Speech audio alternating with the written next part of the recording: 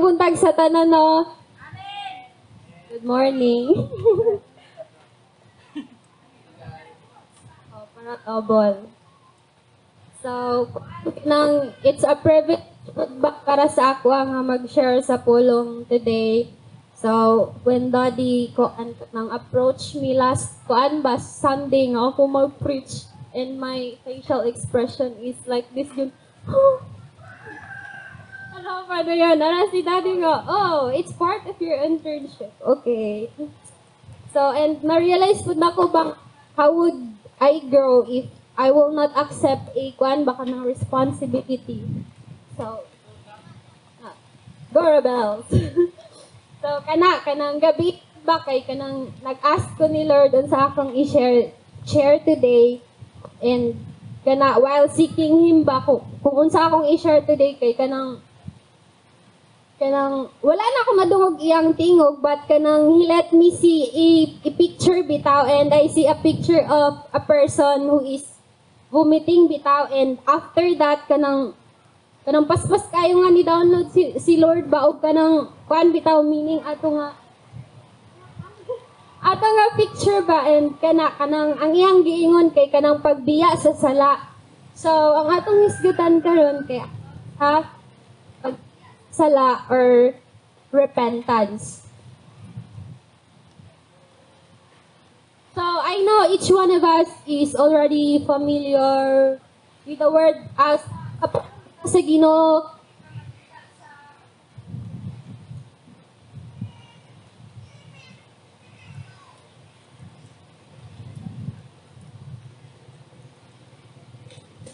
Praise.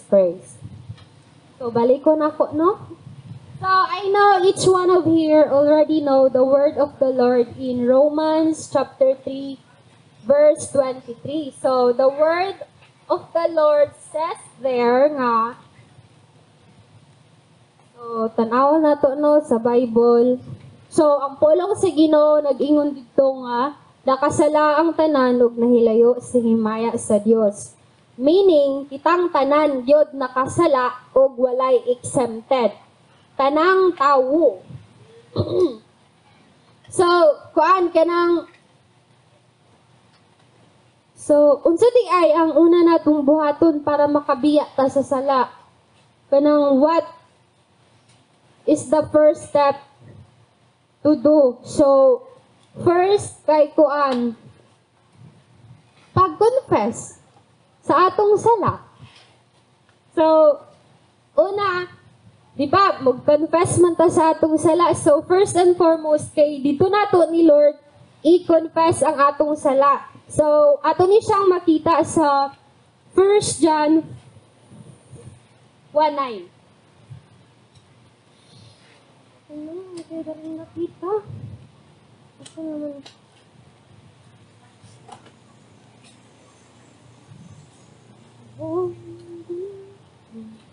So, kung nakakita na mo sa inyong Bible, atong kanan ka ng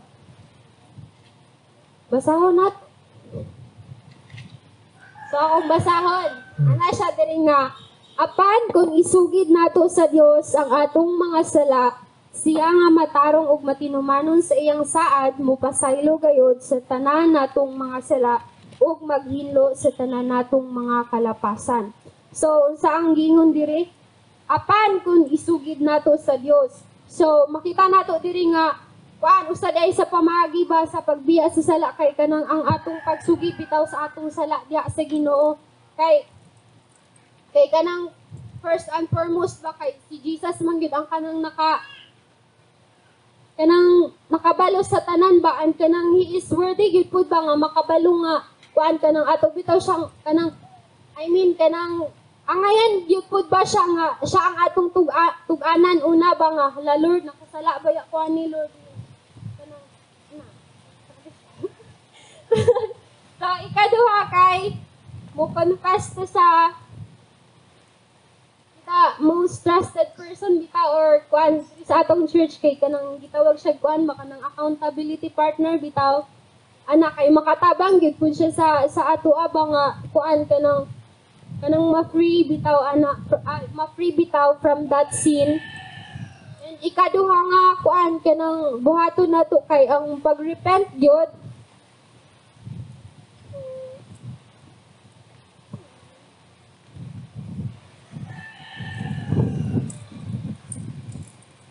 ang ikaduha kay ang repentance. So unsa di ay ang tinuod nga pagbiya sa sala? So makita nato ni siya sa Proverbs ay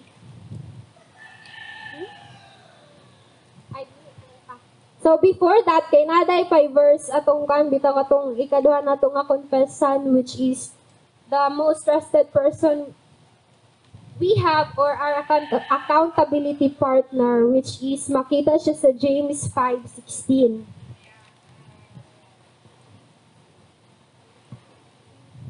So sa nakabas ay sa nakakita kay palihog kog basa ka ng sa English. Tsare. James chapter 5 verse 16.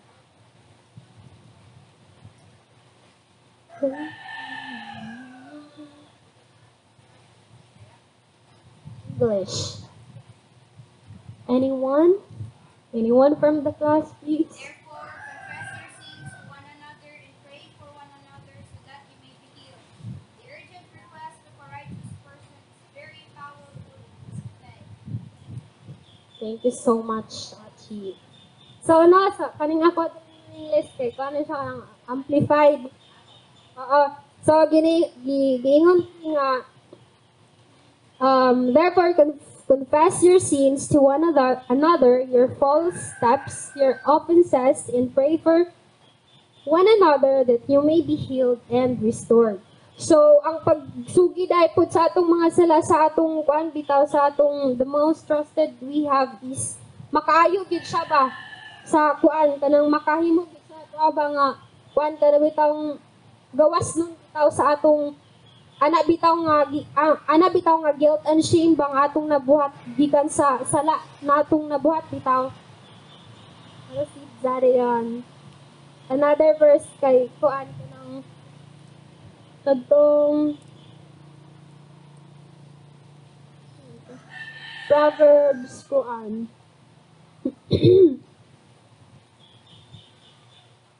Proverbs 28:13.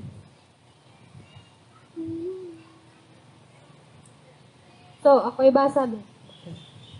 So, he who conceals his transgressions will not prosper, but whoever confesses and turns away from his sins will find compassion and mercy. So, kana ba kanang dili gyud makaayo sa ato ba kung atong taguan bitaw ang atong mga sala nga atong gibuhat, kinahanglan gyud nga atong isugid diha sa Ginoo.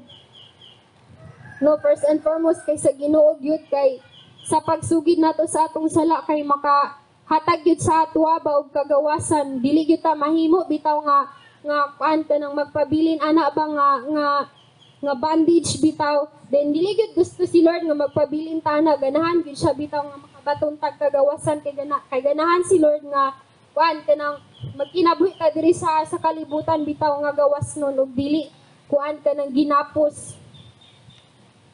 Ayun. Dayon, so kato, mo ato na to sa ikaduha nga pamaagi, unsaon nga makabiya sa sala. So, the second one is repentance. So, unsa na ang tinuod nga pagbiya sa sala? So, makita natin niya siya sa Matthew 13:15 rather. Ay, kunay siya, 3:2. Matthew chapter 3 verse 2. Verse 2. Nga nag-ingon, hinusuli, ay mo ni? Sige na. Verse 2. Nga nag-ingon, hinusuli o biyay ang inyong mga sala, kay hapit na maghari ang Diyos. Amen. So, sa maningles, kay kuani siya. Ano siya nga? Repent, change your inner self, your old way of thinking, regret past sins, live your life in a way that proves repentance, seek God's purpose for your life, for the kingdom of heaven is at hand. So, magsugod ta diri aning change your inner self. So, unsa day ay ang kanang change your inner self? So, meaning, kuani siya kanang working on one's thoughts, feelings, and beliefs to align to the will of God. So, kuan kanang sa wala pa bitaw ta nakadawat sa balang espiritu kay ang atong yung mga panghuna-huna kay wala gyud na yon sa kabubuton sa Ginoo. Ang labi pa man sa atong mga pagtuo kanang I'm sure gyud nga ang matag usa kanato kay kanang nagay pagtuubang nga sukwahay isa kuan sa pulong sa Ginoo. So kani ba change your inner self, so nagay pag working out gyud bitaw pagbago sa panghuna-huna, nagay pagbago dayon at the same time sa feelings. So kaning atong feelings kay dili gyud ni siya dapat bitaw nga ipatigbabaw nato kay kuan gyud ni siya kanang usa gyud pud ni siya ka trap bitaw ni Satan kay kung magpabilin ta ani nga kuan bitaw nga magpadala ta sa atong pagbati ba kay wala dili gyud ta mo grow. There's no growth gyud diri sa ato Then ati siya. Then sa ikaduha kay your old way of thinking. So before kanang kung wala pa tayo Holy Spirit no kay ang atong panghunahuna kay kalibutanon gid siya. So kanang kung magbasa ta sa pulong sa Ginoo kay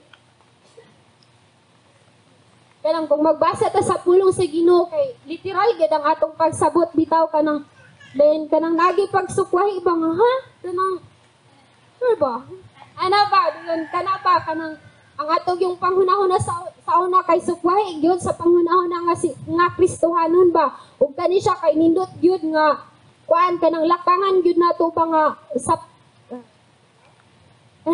it is really vital bitaw to change our thinking, especially ba mga sinauna nato nga kuan bitaw nga panghunahuna bisan pa man karon nga nakadawat nato sa balang espiritu ba kay nagyud gyapon nga mga panghunahuna. And kanang every time bitaw nga mobalik to nga mga panghunahuna nato sa una ba kay kanang i-rebuke din nato pa kana sila kay kung atong i-rebuke kay ang atong pag-rebuke ba kay nagay gahom ug kanang mulayas gid na nga mga panghunahuna nga dili sa ato ba kanang atong pagbubusan ba sa ato na siya nga bihagon bitaw kanang atong isang ipauyon bitaw sa panghunahuna ni Jesus Christ.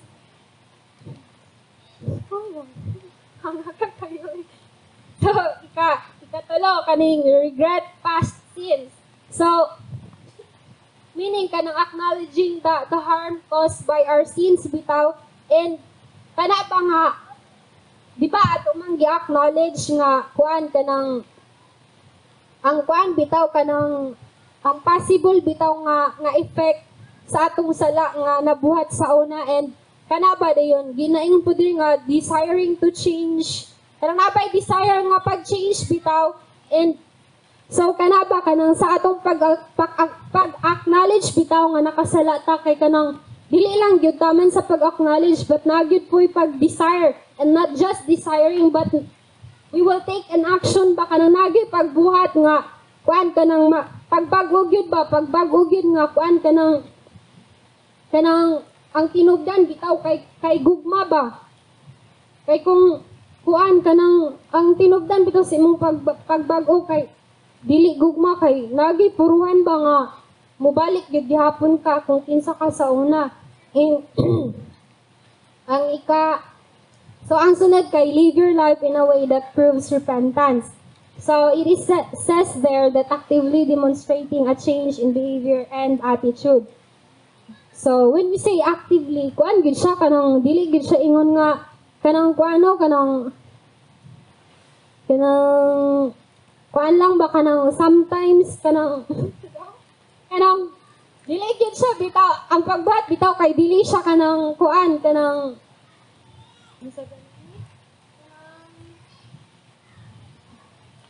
o kanang gana-gana bitaw but kanang naagid siya kuan kanang kanang naagid ba kuan kanang naagid ba pagtinguha ba nga mabagog gyud ka kanang mabagog gyud ba ang imong behavior and attitude ba nga which is not pleasing the Lord bitaw kanang naagyoy kanang not just hour but every second bitaw every minute sa atong kinabuhi ba nga kanang naagyoy kanang we are longing for change ba Dahil kado kay it's not just about feeling sorry, but about making an effort to align our actions and thoughts with the will of God. So so kana ba sa atong pag-repent kay mingon mo gyud ni Lord nga sorry Lord. Dayon ka ba kanang dili lang gyud tataman sa pag-ingon ni Lord nga Lord sorry. Kanang dapat nagay action. So kinahanglan kay di ba repentance man, so ang meaning sa repentance to kung sa Bisaya kay pagbiya sa sala. So kung yung pagbiya sa sala, so meaning dili na gyud siya balikan. Dapat nagi action nga buhaton, dapat nagi kabaguhan bitaw nga makita. So no, ginaya pa din live your life in a way that proves repentance. So magkinabuhi bitaw ta nga makita bitaw nga nagi tinuod nga pagbiya sa sala. Nga nabitay kuan kanang nagi-proof bitaw nga kuan, kanang nabitay makita nga naghinusol gyud ta. O to si Za. So kay seek God's purpose for your life. So kanang importante pud ni siya ba kay kuan kanang kinahanglan gyud nato nga mahibal-an bitaw kung unsa ang purpose sa atong kinabuhi. Labi pa man nga kuan ba karon kanang mga kabatanunan kanang they don't know, ay kanang most of them ba nga, they don't know what was the purpose of their life ba.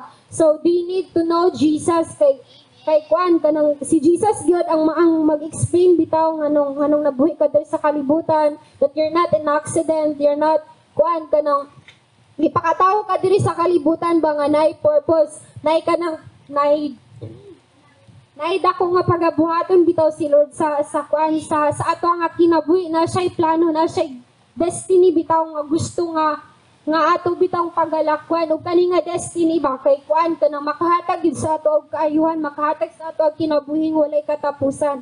And kana nga kinabuhing kinabuhi nga walay katapusan kay kuan gyud ug mao ginaba nga makauban nato si Jesus Christ. Diba wow? So kana pa din after repenting bitaw kay kuan kanang let's receive the forgiveness of the Lord bitaw by faith. Kay kung nagrepentod ka din, kuan wala po nimo gidawat ang kapasayloan sa Ginoo, so it's useless. So magbalik-balik gihapon ka ato nga kuan ba nga cycle bitaw, magpabilin gid gihapon ka ato nga mga panghuna-huna ba sakiton gid gihapon ka ato sa Ginoo. So kanang it's all by faith yun. So, humana itong paghinusol ba kanang we must accept yun and follow Jesus as our Messiah bitaw. And kay kuan kanang kay kung dili nga to dawaton si kuan ba si Jesus Christ kay no, so itong mga verses there.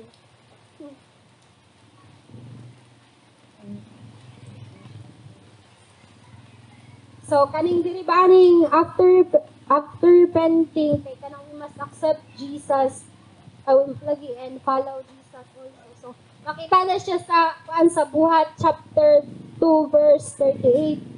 So ako nalay basa sa kani siya English Amplified Bible. And Peter said to them, repent. Change your old way of thinking, turn from your sinful ways, accept and follow Jesus as the Messiah, and be baptized, each of you, in the name of Jesus Christ because of the forgiveness of your sins, and you will receive the gift of the Holy Spirit. So, kani siya ba kanang kinahanglan gyud nato nga dawaton ug sundon si Jesus Christ, ug kinahanglan nga mabaptize ta sa ngalan ni Jesucristo. Dayon. Ug pinaagi ba kay makadawat dito sa kuan sa gasa sa balaang espiritu. Ug kaning balaang espiritu kay mao gyud ni siya mag-convict nato ba nga magpa-remind nato nga kuan nga palitan ini kanang makahuna-huna tag sa mga past sins nga atong nabuhat bitaw. Kanang si Holy Spirit kay kanang helpful gid kay siya sa ato ba as Christian kay kanang mag-remind gid siya sa ato nga kuan kanang you're no longer that kind of person. You are already a new creation. Kanang bag-o na ka, kung unsa ka sa una, dili na ka, unsa daw? O, dili na gyud, kung kinsa ka sa una kay dili na gyud ka, dili na ka mao karon bitaw, kay bag-o na kang binuhat sa Ginoo. Ang kinahanglan nga, inig ka nang kahuna-huna tawag ka ng mga kung makahuna-huna tag mga panghuna-huna nga dili maayo bitaw kay ato gyud na siyang i-review kay that's not our pan. Kanang dili na siya ato aba kay dapat si Jesus na gyud ang maghari sa atong panghuna-huna ug dili na si Satan. Arat siya.